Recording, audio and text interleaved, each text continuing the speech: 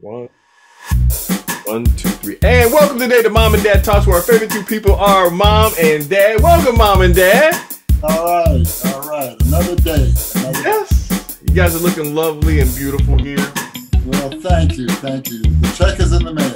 Yeah, thank you. I could use it. All right. Today's subject is very, very interesting. Alex Jones cries foul after the court rules he must pay for his Sandy Hook conspiracy theories. Now you're saying, who is this guy, Alex Jones? Alex Jones of InfoWars, Drew Anger, and, basically this is what he is. He's a far-right radio host. Alex Jones on Thursday claimed that the First Amendment was crucified because of 3 rulings that holds Jones responsible for defaming the families of the children who were killed in the 2012 Sandy Hook shooting. The decision, first reported by the Huffington Post, effectively resolves 3 years-long lawsuits filed by the parents of the victims who claim damages as a result of Jones's baseless allegation that the tragedy was a hoax coordinated by opponents of the Second Amendment. It's hard for me to go forward reading the whole entire thing here because people's children died. Right. At the hands of someone that probably shouldn't have been carrying a weapon. Mm-hmm. And we understand the amendment's rights and the Constitution and everything. But here's someone that's, you can go too far. In my opinion, you can go too far, especially when you have baseless claims. And that's what the court is basically saying in this case, that Jones, you were unable to provide any facts to support your opinions that you voiced on the air about this being a hoax. Mm-hmm. And just imagine the families having to endure. Your child is dead. And this dude saying this kind of stuff, making it political when there was nothing political to be made. The only thing political about it was, what should we do about kids getting killed by people who are crazed? Well, I have crazy on today. So what do your what do you and Mom and Dad think about what do you think about this? Well, personally, I think that the court is justified and made the correct ruling, because it's very hard on any parent. I'm thinking myself, if something tragic should happen to my son, and then someone say, well, that didn't happen. That's disrespect, not only for my son, but for me as a parent. I lost my son.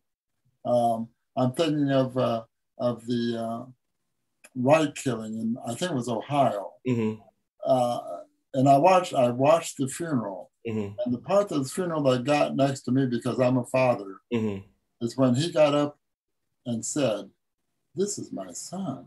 You killed him. This is my son." And to me, I empathize with that, because not only is your son a special relationship to the father, but to the mother too. And it's just cruel and unusual punishment. Totally unnecessary for the price of fame and fortune. Myrna? Yes, Mom. My take on it is that I'm putting myself in the place. I always try to put myself in the place of the person who is in pain and has met up with sorrow, like these parents of these children of Sandy Hook. And for someone to come out and say something, I call it ugly, say that it was a hoax. How could it be a hoax when it actually happened? To me, a hoax is something that they say happened, but really didn't happen. This actually happened, and these parents were left childless. They lost children in this saga, this terrible story, and I'm bleeding and hurting for the parents who had to first lose their child by a gunshot, and then for somebody to come behind that and say that it was a hoax or whatever. That's not respectful to the parents who lost children. And then, we're living in a time where there's so much information out there, and people are saying things just to be saying them without any facts behind them, that this is a crazy, crazy world in which we live. And people just don't have the common sense or the sense to know that you can get on Alexa or Google or whatever, and you can fact check every single piece of information you receive. And they don't do it. But what makes it worse, Dad, people fact check the fact checkers and they say, oh, this person, look at the source. Look at the information and the study that's gone into it. You're supposed to have some type of reasonably capability to realize you have to have some type of scientific thought, which a lot of people, unfortunately, I don't think have developed that thought to really look at, like, this makes sense if you follow the path here, or this doesn't make sense because there's a lot of holes in it. Mm-hmm. And unfortunately, we got a lot of people who want to believe so bad something wrong that even if the facts were in front of them, well, I whatever you want, I'm just going to believe what I want to believe anyway. That's correct. And to me, that's a question in judgment, and I hope you're not over people, because then I question, I need someone that can think better than that. They'll be over me. And P.T. Barnum said it in the early 1900s: believe nothing of what you hear, and only half of what you believe. Half of what you see. What you see. Because, people can be fooled, can be hoodwinked very, very easily. Mm-hmm. And they don't think through the facts. Mm-hmm. They don't think through the facts. Wasn't he one of the ones that said there's a fool born every minute or something like that? Fool born every minute. And now it's a fool born every second. Yeah. I mean, it's just horrible. It's just horrible. And we're living in some very strange times. And you said, you hit the nail right on the head, because like I said, you get more of these guys out there and they're getting these people to rally behind them so that they can, I just want to believe a lie so bad. And I think that's the part that I struggle with is, okay, you saw, we know the news media sometimes contrives stuff. We understand that. But look at the information and how they arrived at it and what are they disclosing and stuff, because we see people cover up all the time. And what's really funny here, I'm just making a statement just to try to bring some relevance to the discussion, is that, if a black person's killed by a cop, there's sides. Well, he deserved it. Well, did you look at all the information?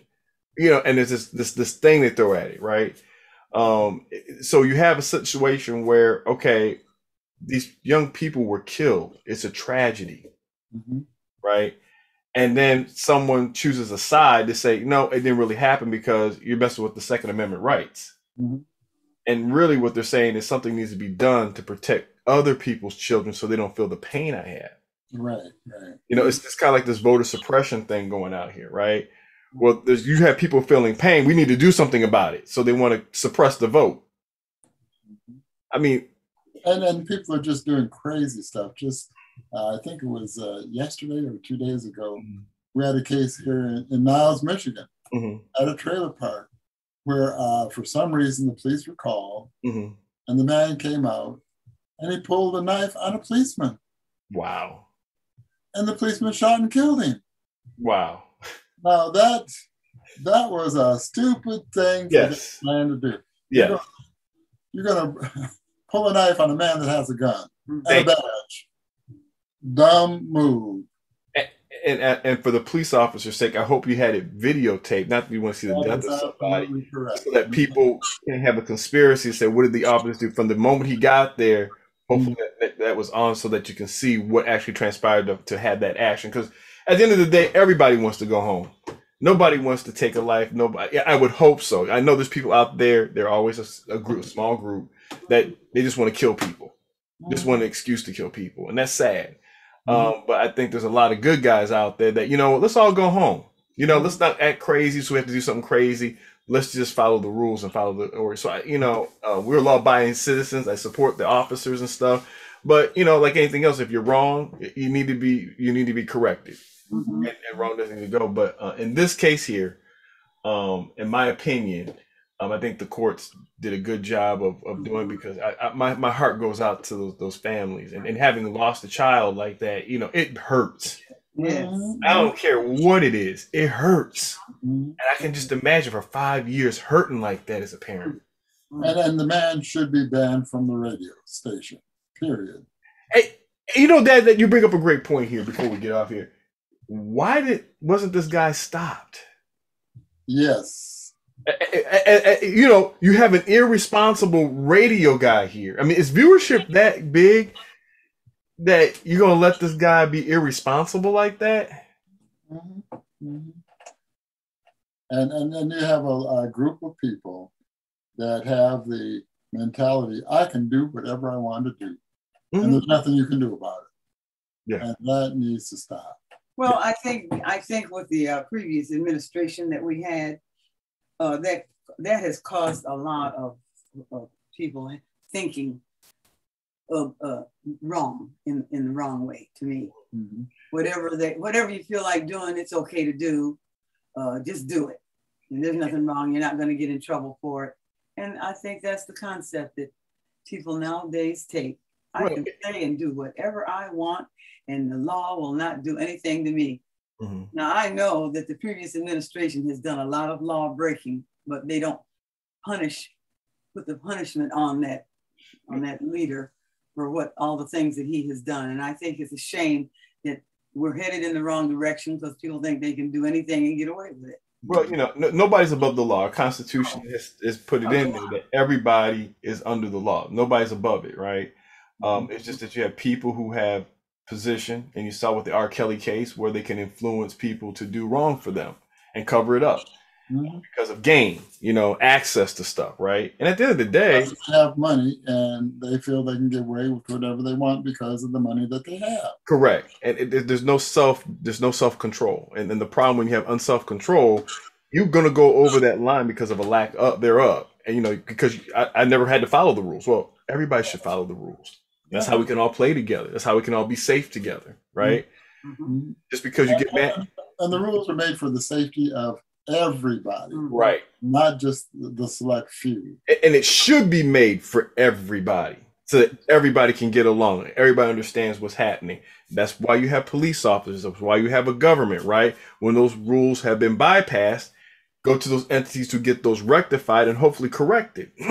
Unfortunately, we haven't always seen that because of influence. You know, see the Arbery case and everything like that. But before we wind up here, because this is a great discussion today, Mom and Dad, one last thought. I'm thinking that if we just treat others as we want to be treated, and we don't look at people as animals, and look at them as human beings made in the image of God, there will be less of this division in the United States among